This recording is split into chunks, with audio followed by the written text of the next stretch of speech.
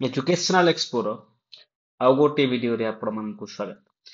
ବର୍ତ୍ତମାନ ସମୟର ବହୁତ ବଡ଼ ବ୍ରେକିଂ ନ୍ୟୁଜ ରହୁଛି ଯୋଉ ପୋଲିସ ଏସଆଇ ଯୋଉ ଏକ୍ଜାମ ହେବାର ଥିଲା ଯୋଉ 5-10-2025 and 6-10-2025 ରେ ତାହା କଣ ହେଇଛି ନା in view of some unforeseen development the board decided to postpone the written examination of CPSE 2024 ର ଯୋଉ ନୋଟିଫିକେଶନ ଆସିଥିଲା ତାହା ଯୋଉ 5-6 ତାରିଖ ଯୋଉ ଏକ୍ଜାମ ଟା ହେବାର ଥିଲା ତାହା କଣ ହେଇଛି ନା ବର୍ତ୍ତମାନ ସମୟରେ କିଛି ଟାଇମ ପାଇଁ ପୋଷ୍ଟପୋନ ହେଇଯାଇଛି।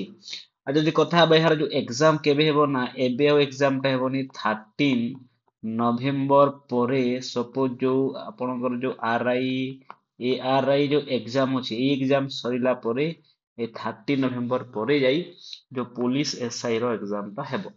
ଯଦି ଆମେ କହିବା କଣ ପାଇଁ ଯୋଉ ଏଇ ଯୋଉ ଏସଆଇ ଏକ୍ଜାମ ଟା ପୋଷ୍ଟପୋନ ହେଇଛି ନା ଯୋଉ ଜାଲିଆତି କରୁଥିଲେ ଯୋଉ ଆପଣ ଜାଣିଥିବେ ଯୋଉ ବ୍ରହ୍ମପୁର ଡିଷ୍ଟ୍ରିକ୍ଟ ର ଯୋଉ ପିଲା ଗୁଡାକ ଯାଇ ଯୋଉ ଆନ୍ଧ୍ରପ୍ରଦେଶର ଯୋଉ ଶ୍ରୀକାକୁଲମ ଠାରେ ଯୋଉ ଏଜେନ୍ସି ଏକ୍ଜାମ କରିବାକୁ ଯାଉଥିଲା ଏଇ ଏସଆଇ ଏକ୍ଜାମ ଟି ସେ ପିଲାକୁ ନେଇ ନା ସେଠି କଣ ଜାଲିଆତି କରିବାକୁ ଯାଉଥିଲା। ତେଣୁ ଏହା ଯେତେବେଳେ ପବ୍ଲିକଲି ଆସିଲା ବାହାରକୁ ତ ନା କଣ କରିଛି ନା ଏଇ ଯୋଉ ପୋଲିସ ବୋର୍ଡ ଡିସାଇଡ କଲା କି ଏକ୍ଜାମ ଯୋଉ ହେବାର ଥିଲା 5-10-2025 ଆଉ 6-10 ଯୋଉ 2 ଦିନ ହେବାକୁ ଥିଲା ତାହାକୁ ସେ ପୋଷ୍ଟପୋନ କରି ଦିଆଯାଇଛି। ଆଉ ଯୋଉ ନ୍ୟୁ ଡେଟ୍ ଆପଣଙ୍କୁ ଜଣେଇ ଦିଆଯିବ କିନ୍ତୁ ଯାହା ଆଶା କରାଯାଇଛି ତାହା 13 ନଭେମ୍ବର ପୂର୍ବରୁ ହେବ ନାହିଁ। ଏହା ଥିଲା ବର୍ତ୍ତମାନ ସମୟର ବହୁତ ବଡ଼ ବ୍ରେକିଂ ନ୍ୟୁଜ। ଆପଣ ଏହି ଭିଡ଼ିଓ ଦେଖିଥିବାରୁ ଆପଣଙ୍କୁ ଧନ୍ୟବାଦ। ତା ସହିତ ଚ୍ୟାନେଲକୁ ଲାଇକ୍ ଏଣ୍ଡ ସବସ୍କ୍ରାଇବ କରିଦିଅନ୍ତୁ।